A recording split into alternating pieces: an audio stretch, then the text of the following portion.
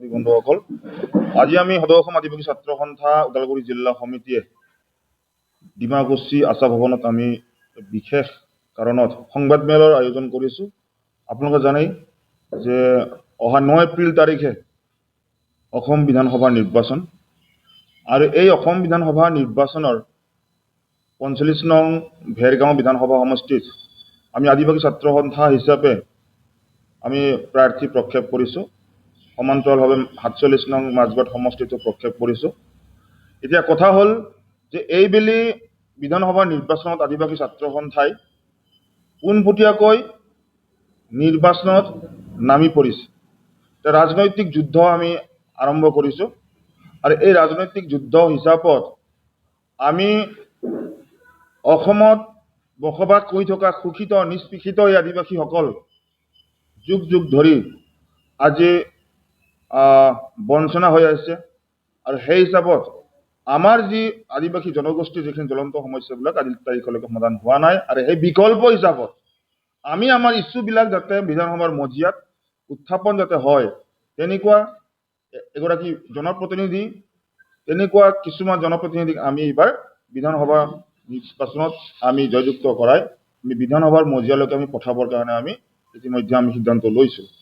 আৰু সেই হিচাপত আপোনালোকে নিশ্চয় দেখিবলৈ পাইছে, আমি পোনপটীয়াকৈ নিৰ্বাচনত যিকোনো নিৰ্বাচনী সভাই হওক, নিৰ্বাচনী কাৰ্যালয়বিলাকতে হওক, আমি পোনপটীয়াকৈ ভাষণ ৰাখিছোঁ, পোনপটীয়াকৈ আমি ৰাইজৰ মাজত সোমাই গৈছোঁ আৰু ৰাইজক বুজাব ধৰিছোঁ।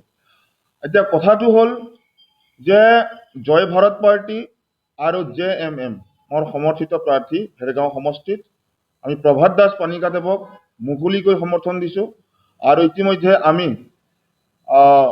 নিৰ্বাচনীৰ যিখিনি কাম কাজ আমি ইতিমধ্যে আগুৱাই লৈ গৈছোঁ, আৰু সেই হিচাপত অহা 9 এপ্ৰিল তাৰিখে নিৰ্বাচন, আৰু আজি 7 তাৰিখ, আৰু এই 7 তাৰিখে যিহেতুকে নিৰ্বাচনৰ যিখিনি প্ৰচাৰ, এই প্ৰচাৰৰ অন্ত দিন, আৰু সেই হিচাপত আজি আমি ভেৰগাঁও সমষ্টিবাসী ৰাইজক আমি ক'ব বিচাৰিছোঁ যে আমি সকলোৱে জানো যে এই অঞ্চলত আমি বহু কষ্টৰে আমি বসবাস কৰি আহিছোঁ, কিন্তু আজি তাৰিখলৈকে কোনো এগৰাকী বিধায়কে হওক বা কোনোবা সাংসদে হওক আমাৰ সমস্যাবিলাক সমাধান কৰিবৰ কাৰণে সক্ষম হোৱা নাই। ভাৰত ভূটান সীমান্ত অঞ্চলত যিমান জৰ্জৰিত সমস্যাবিলাক আছে, এই সমস্যাবিলাক আজি তাৰিখলৈ সমাধান হোৱা নাই। আৰু সেই হিচাপত আজি আমি ক'ব বিচাৰিছোঁ যে ভেৰগাঁওবাসী ৰাইজক বা সমষ্টিবাসী ৰাইজক যে এগৰাকী বলিষ্ঠ নেতা প্ৰভাত দাস পানিকাদেৱক এইবুলি আমি আগুৱাই দিছোঁ।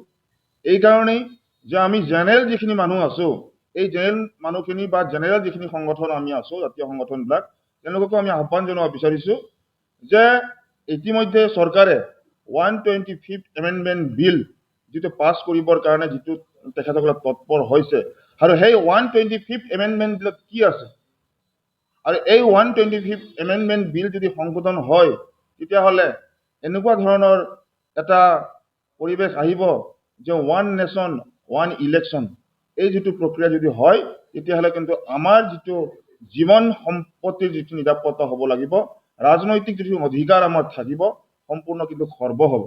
এই কথাখিনি আমাৰ জেনেৰেল মানুহখিনি কিন্তু বুজি পোৱাটো ভাল। আমি কেৱল মাত্ৰ জেনেৰেল বুলি কৈ থাকিলে নহ'ব, আমি ৰাজনৈতিকভাৱে আমি সকলোৱে সজাগ আৰু সচেতন হোৱাটো কিন্তু বৰ্তমান প্ৰয়োজন হৈ আহি পৰিছে। এইকাৰণেই প্ৰয়োজন হৈছে যে আমি আমাৰ যিখিনি জনগোষ্ঠীয় যিখিনি সমস্যাবিলাক আছে, সেই সমস্যাৰ আজিবিলাক কোনোবা এটা চৰকাৰে বা শাসকীয় যিখিনি চৰকাৰে, এই চৰকাৰবিলাকে আচলতে সমাধান কৰিব পাৰিছেনে? আমাৰ যিখিনি আমাৰ দুখ বিপদ, যিখিনি সুখ দুখৰ সময়ত যিখিনি তেখেতসকলে আহি আমাৰ সৈতে সহভাগী হ'ব লাগিছিল, সেইখিনি জানো হৈছে? সেইকাৰণে আদিবাসী ছাত্ৰ সন্থা হিচাপে সমষ্টিবাসী ৰাইজক আমি আহ্বান জনাব বিচাৰিছোঁ, এতিয়া প্ৰভাত দাস পানিকাদেৱৰ যিটো প্ৰচাৰৰ যিটো তুংগত যিটো ঢৌ উঠি পৰিছে, সেই ঢৌত দেখি পাই একাংশ কিছুমান ৰাজনৈতিক দলৰ নেতাই চাহ বাগিচাবিলাকত গৈ তেখেতসকলে 500 টকা 5,000 টকা যিটো প্ৰলোভন, ভোট দিবৰ কাৰণে যিখিনি তেখেতসকলে ভোট ল'বৰ কাৰণে যিখিনি তেখেতসকলে ৰাজনীতি কৰিছে, এয়া কিন্তু গৰিহণাৰ যোগ্য। কাৰণ আজিৰ তাৰিখতো চাহ বাগিচা অঞ্চলত বসবাস কৰি থকা সেই চাহ শ্ৰমিকসকল কিন্তু বুৰ্বক হৈ থকা নাই। সেই চাহ শ্ৰমিকসকলক যে 500 টকা 200 টকা 5,000 টকা কিছুমান সমাজক দি তেখেতসকলে যিটো প্ৰলোভনৰ যিটো ৰাজনীতি কৰিছে, এয়া কিন্তু সমাজৰ কাৰণে বা এই আমাৰ সমষ্টিবাসী ৰাইজৰ কাৰণে শুভ লক্ষণ নহয় বুলি আমি ক'ব বিচাৰিছোঁ। কাৰণ আমি যিগৰাকী প্ৰাৰ্থীক আমি সমৰ্থন কৰিছোঁ তেখেতে ইতিমধ্যেই সংবাদ মাধ্যমবিলাকত আপোনালোকে নিশ্চয় দেখিবলৈ পাইছে আমি স্বচ্ছ আৰু নিকা ৰাজনীতি আৰু স্বচ্ছ আৰু নিকা ভাৱমূৰ্তিৰে আজি আমি ৰাজনীতি কৰিবৰ কাৰণে আহিছোঁ।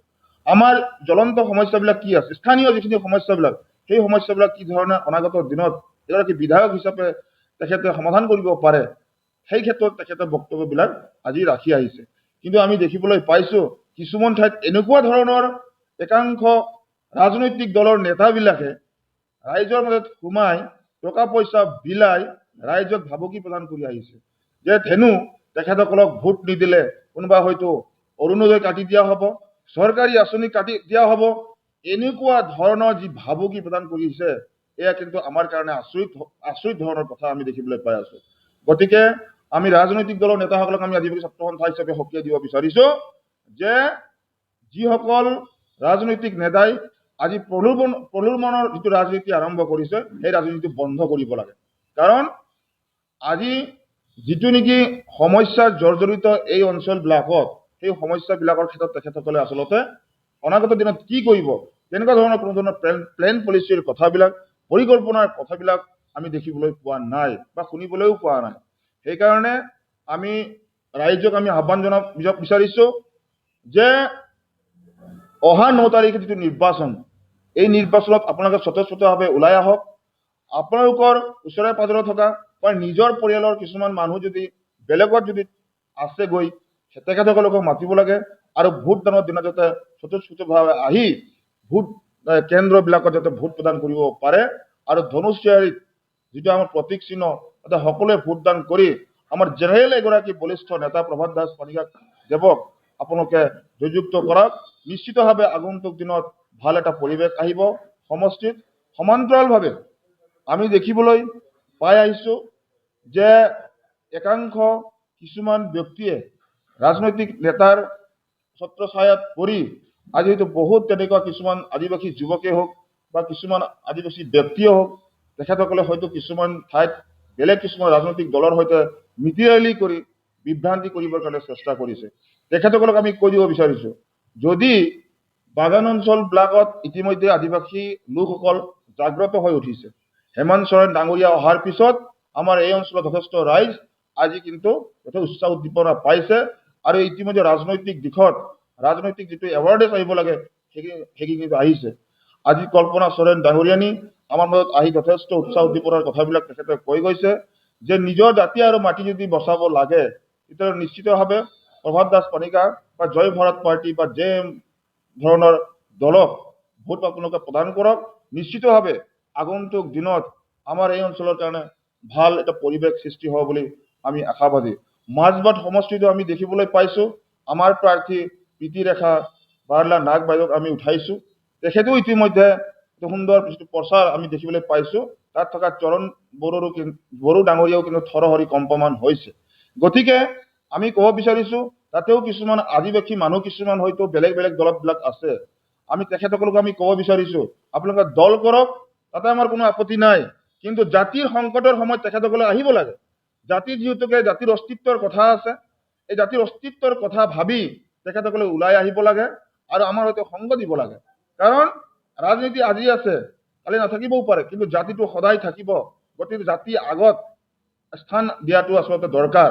গতিকে যিসকলে কুটিল ৰাজনীতি কৰিব বিচাৰিছে তেখেতসকলকো আমি সকীয়াব বিচাৰিছোঁ যে আদিবাসী জনগোষ্ঠীৰ মাজত আহি মানে বিভ্ৰান্তিকৰ কথা বতৰা কৈ আদিবাসী কথাবিলাক কৈ যাতে বিভ্ৰান্তি সৃষ্টি নকৰে তাৰ কাৰণে আদিবাসী ছাত্ৰ সন্থা হিচাপে সকীয়াই দিব বিচাৰিছোঁ।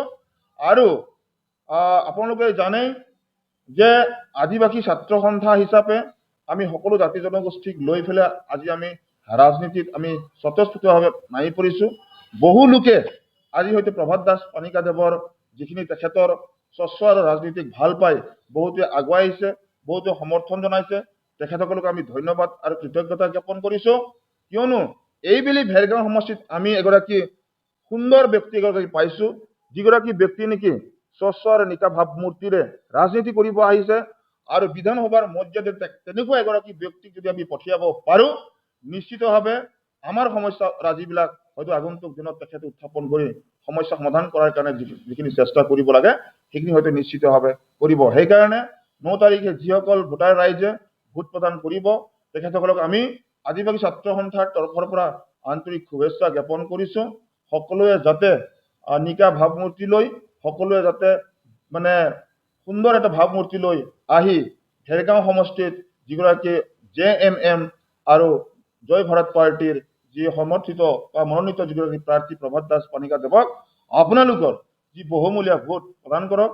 ধনুক আৰু কাঁড়ৰ চিহ্নত আপোনালোকে বহুমূলীয়া ভোট প্ৰদান কৰি তেখেতক বিপুল ভোটত জয়যুক্ত কৰাবৰ কাৰণে আমি সমষ্টিবাসী ৰাইজক আমি আহ্বান জনাইছোঁ। সমান্তৰালভাৱে মাজবাট সমষ্টিত যিগৰাকী প্ৰাৰ্থী আমাৰ প্ৰীতিৰেখা বাৰ্লা নাগ বাইদেউ আছে তেখেতকো ধনুক কাঁড়ৰ ছবিত আপোনালোকৰ বহুমূলীয়া ভোট প্ৰদান কৰি তেখেতক বিপুল ভোটত জয়যুক্ত কৰাবৰ কাৰণে আমি সমষ্টিবাসী ৰাইজক আহ্বান জনাইছোঁ। সংবাদ মাধ্যমবিলাকত কিছুমান BPFৰ তথাকথিত কিছুমান নেতাই জয় ভাৰত পাৰ্টিক সমালোচনা কৰিছে, JM দলক সমালোচনা কৰিছে আৰু তেখেতে ক'ব বিচাৰিছে আদিবাসী ছাত্ৰ সন্থাৰ নেতাবিলাকে হেনো আদিবাসী জনগোষ্ঠীক বিপদত পেলাবৰ কাৰণে আগলৈ গৈ আছে। গতিকে আমি কৈ দিব বিচাৰিছোঁ আমি আদিবাসী ছাত্ৰ সন্থাই ষ্টেণ্ড দিছোঁ এইবাৰ, আৰু ষ্টেণ্ড দিয়াৰ পিছত আদিবাসী ৰাইজে স্বতঃস্ফূৰ্তভাৱে ওলাই আহিছে। আৰু কোনোবাই ক'ব বিচাৰে যে আদিবাসী জনগোষ্ঠীৰ কোনোবাই ৰিস্ক ল'ব নেকি, আদিবাসী ছাত্ৰ সন্থাৰ নেতাই কোনোবাই ৰিস্ক ল'ব নেকি? যদি অনাগত দিনত যদি কিবা কাৰণত আমাৰ প্ৰাৰ্থীগৰাকী হাৰে তেতিয়াহ'লে বেলেগ কোনোবাই জিকি অহাৰ পিছত এইসকল আদিবাসী লোক বঞ্চিত হ'ব বুলি কৈছে, আঁচনিৰ পৰা বঞ্চিত হ'ব বুলি কৈছে। তেখেতসকলক আমি ক'ব বিচাৰিছোঁ অতদিনে আপোনালোকে ৰাজনীতি কৰিলে, ৰাজনীতি কৰাৰ পিছত আদিবাসী জনগোষ্ঠীৰ কাৰণে কি কৰিলে আপোনালোকে? না ভূমিপট্টা আমাক দিয়া হ'ল, না জনজাতিকৰণৰ মৰ্যাদাৰ কিবা এটা সংকেত আমি দেখিবলৈ পালোঁ, না আমাৰ কাষ্ট চাৰ্টিফিকেট আজি তাৰিখলৈকে আমাৰ কিছু সংশোধন হ'ল, নে আমাৰ আই মাতৃসকলে কাম কৰা চাহ শ্ৰমিকসকলে আজি তাৰিখলৈকে চাহ শ্ৰমিকৰ হাজিৰা বৃদ্ধি হ'ল। এই গোটেইবিলাক কথাবিলাক তেখেতসকলে চিন্তা কৰাটো ভাল, আৰু তেখেতসকলে আমাক সমালোচনা কৰি লাভ নাই, কাৰণ আমি প্ৰথমবাৰ ইলেকশ্যন খেলিবলৈ কাৰণে ইয়াতে আহিছোঁ। গতিকে আমাক বিভ্ৰান্তি নকৰিবৰ কাৰণে তেখেতসকলক আমি আহ্বান জনাইছোঁ আৰু তেখেতসকলক ক'ব বিচাৰিছোঁ যে তেখেতসকলে এই কুটিল ৰাজনীতি কৰি যে জিকিম বুলি ভাবিছে, তেখেতসকলে সেই পৰ্বতত কাছৰ কণী বিচৰা ধৰণৰ কথা চিন্তা কৰি লাভ নাই। সেইকাৰণে আমি ক'ব বিচাৰিছোঁ যে তেখেতসকলে আমাক সমালোচনা কৰাতকৈ তেখেতসকলৰ লগত যিবিলাক এগেইনষ্ট দলবিলাক আছে তেখেতসকলক সমালোচনা কৰক, কাৰণ আমাক সমালোচনা কৰি আমাৰ কিন্তু পজিটিভহে হ'ব, এই কথাটো স্পষ্ট। ধন্যবাদ।